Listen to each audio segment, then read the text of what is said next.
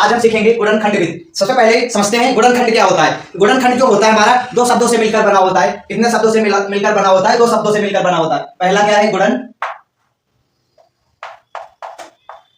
दूसरा क्या है? खंड प्लस खंड।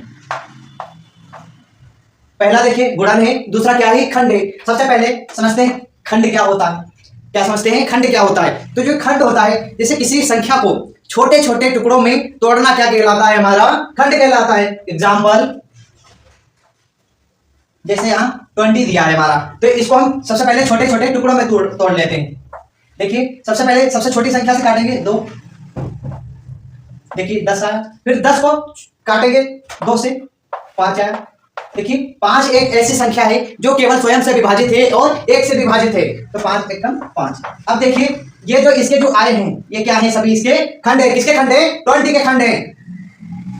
देखिए अब इन्हीं टुकड़ों को, इन्हीं खंडों को गुणा के रूप में व्यक्त करना क्या कहलाता है? हमारा गुणनखंड कहलाता है। देखिए 2 गुणे 2 गुणे 5। देखिए ये सभी क्या हैं? ये टुकड़े हैं और इनको हम किस रूप में व्यक्त कर दिए? गुणा के रूप में व्यक्त कर दिए, तो ये हमारा क्या कहलाया? गुणनखंड कहलाया। किसके गुणनखंड कहलाए? 20 के। देखिए ये तो आपको समझ में आ गया। इसी तरह ये हमारा जो समीकरण दिया हुआ है इसको भी हम किस विधि से हल करेंगे? गुणनखंड विधि से हल करेंगे।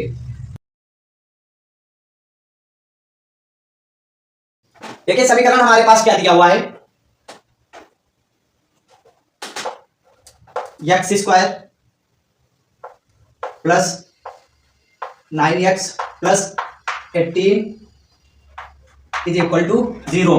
तो देखिए तो 18 है यानी जो 18 है इसके हमें क्या करने हैं? गुणनखंड करने हैं। तो यहां पे देखिए गुणनखंड कर लेते हैं। देखिए 18 को हम सबसे पहले 2 से काटते हैं। 2 से काटेंगे, 2 नाम 18। अब देखिए 9 आया, यानी 2 के पहाड़े में हमारा 9 नहीं आता है, तो इसको ये किसके पहाड़े में आता है? 3 के पहाड़े में। 3 3 9। अब 3 भी क्या है? एक ऐसी संख्या है जो स्वयं से विभाजित है और 1 से विभाजित है, तो 3 एकम 3। देखिए क्या इसके फैक्टर हो गए। देखिए ये इसके क्या है साहब? ये क्या है? ये इसके खंड है। अब इन्हीं खंडों को अगर हम गुणा के रूप में व्यक्त करते हैं 2 गुणे 3 गुणे 3, तो ये हमारे क्या हो गए? इसको हम क्या कहेंगे? इसको कहेंगे गुणनखंड। क्या कहेंगे? गुणनखंड कहेंगे। अब देखिए x के गुणांक में हमारा कितना है? 9 है यानी 9 है। तो अब देखिए क्या करना है इसमें? इन खंडों में ऐसी संख्या ढूंढनी है जो उनकी गुणा करने पर, तो मल्टीप्लाई करने पर हमें कितना प्राप्त हो? 18 प्राप्त हो, और अगर उनको ऐड कर दिया जाए तो हमारा कितना प्राप्त हो? 9 प्राप्त हो। 9 प्राप्त हो तो कितना है? देखिए अगर हम इसकी मल्टीप्लाई करते हैं तो 3 की अगर हम मल्टीप्लाई करते हैं 2 से तो हमें 6 प्राप्त होगा। अगर 6 की हम मल्टीप्लाई, यहाँ पे देखिए 3 बचा, अगर हम 6 की मल्टीप्लाई करते हैं 3 से तो हमारा कितना? 18 प्राप्त होगा, यानी 18 प्राप्त होगा। अगर जो 6 प्लस 3 कर दिया जाए, 6 प्लस 3 कर दिया जाए तो हमारा 9 प्राप्त हो रहा है। 9 प्राप्त हो रहा नहीं, तो देखिए अगर जो हम अगर गुणा कर रहे हैं तो 18 प्राप्त हो रहा है। अगर जो हम इनको ऐड कर रहे हैं तो कितना प्राप्त हो रहा है? हमें 9 प्राप्त हो रहा है। और x का गुणांक हमारा कितना है? यहाँ पे 9 है। तो इसको हम क्या कर लेते हैं? सॉल्व कर लेते हैं।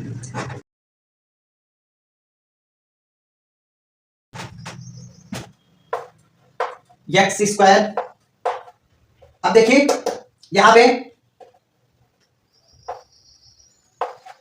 9 को हम क्या लिख सकते हैं? 6 प्लस 3 क्या लिख सकते हैं? Into x. 6 प्लस 9 लिख सकते नहीं। अगर इनको ऐड कर रहे हैं तो हमें क्या 9 प्राप्त हो रहा है? जी बिल्कुल प्राप्त हो रहा है। अब यहाँ पे 18 इज इक्वल टू 0। अब देखिए ब्रैकेट यानी इंटू में हमारा क्या है? 6 प्लस 3 के इंटू में क्या है हमारा? x है। क्या है? x है।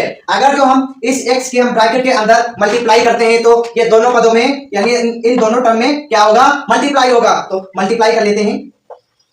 X square plus 6x plus 3x plus 18 is equal to 0।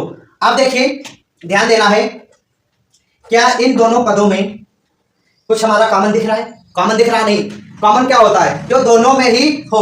तो यहाँ पे देखिए x इसमें भी है और ये x स्क्वायर है। x स्क्वायर को हम और भी कुछ लिख सकते हैं। देखिए x स्क्वायर को हम लिख सकते हैं x इंटू एक्स। लिख सकते हैं? नहीं लिख सकते हैं? देखिए क्या मैंने क्या बताया था पिछली क्लास में? मैंने बताया था एक अगर जो बेस समान हो तो क्या होता है, गुणा में घातें जुड़ जाती हैं। तो देखिए इनका जो बेस है वो क्या है, समान है, और जिसकी घात कुछ ना हो वहां पे क्या होता है, एक होता है। क्या होता है, एक होता है। तो देखिए बेस समान है और गुणा में भी है, तो इनकी घातें क्या होगी, यानी जो डिग्री यानी जो पावर होगी क्या हो जाएगी, 8 हो जाएगी। तो x की पावर कितनी हो जाएगी, 2। तो क्या हम इसको इस तरह से लिख सकते हैं? अगर इस तरह से लिखते हैं तो इसमें हमारा x क्या हो जाएगा, x कॉमन हो जाएगा। तो फिर क्या बचेगा, x प्लस 6 बचेगा, नहीं बचेगा? अगर देखिए x, ये जो x है, अगर हम ब्रैकेट के अंदर इसकी मल्टीप्लाई करते हैं तो क्या बन जाएगा, x स्क्वायर बन जाएगा प्लस 6x बन जाएगा। इन दोनों में देखिए हमारा क्या कॉमन है, देखिए इसमें कुछ कॉमन है, देखिए ध्यान से देखिए इसमें कुछ कॉमन है। अगर हम कहें इसमें हम अगर 3 कॉमन ले रहे हैं प्लस 3, तो इसके ब्रैकेट में क्या बचेगा, अगर हम इसमें 3 कॉमन ले रहे हैं 6 3 18, देखिए इसमें 3x है और इसमें x नहीं है, तो हम x को कॉमन इसलिए नहीं ले सकते क्योंकि 3 के 5 जो है वो हमारा x नहीं है, इसलिए हम प्लस 3 हम इसमें कॉमन ले लिए। तो क्या बता ब्रैकेट के अंदर, x प्लस 6 बचा, नहीं बचा? देखिए अगर हम इस वाले 3 की मल्टीप्लाई हम ब्रैकेट के अंदर करते हैं तो हमें क्या इतना मिल जाएगा, मिल जाएगा? नहीं, देखते हैं। देखिए 3x हो जाएगा, सबसे पहले इस वाले पद से गुणा करेंगे। देखिए 3x प्लस 6 3 18 की, अगर जो हम 6 3 18 3 से मल्टीप्लाई करते हैं 6 की, तो हमें क्या मिलेगा, 18 मिलेगा, इज इक्वल टू 0। इस पूरे समीकरण में देखिए कुछ कॉमन आपको नजर आ रहा है, आप आसानी से कह सकते हो सर ये जो है ये कॉमन है। तो अगर जो हम ये कॉमन ले रहे हैं तो क्या बचेगा हमारे पास, देखिए x प्लस 6 x प्लस 3।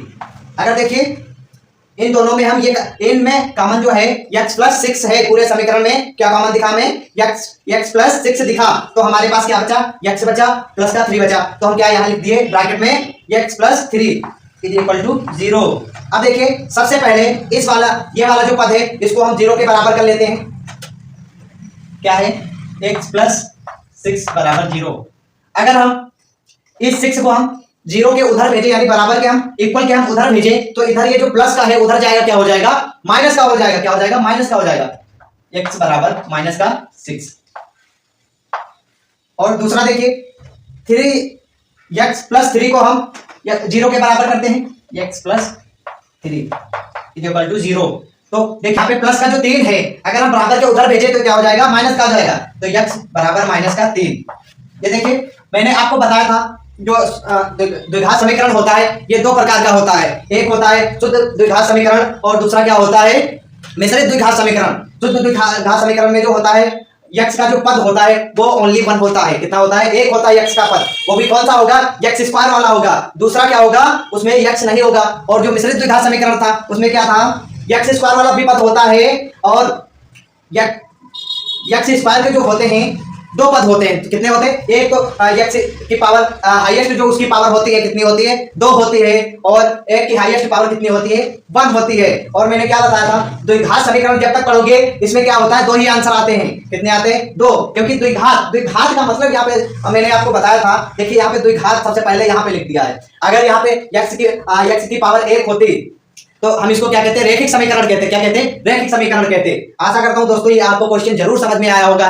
ऐसे ही वीडियो पाने के लिए चैनल को ज्यादा से ज्यादा सब्सक्राइब करें, वीडियो को शेयर करें। अगर कोई डाउट हो रहा है तो कमेंट करके जरूर पूछे। मिलते हैं अगली वीडियो में।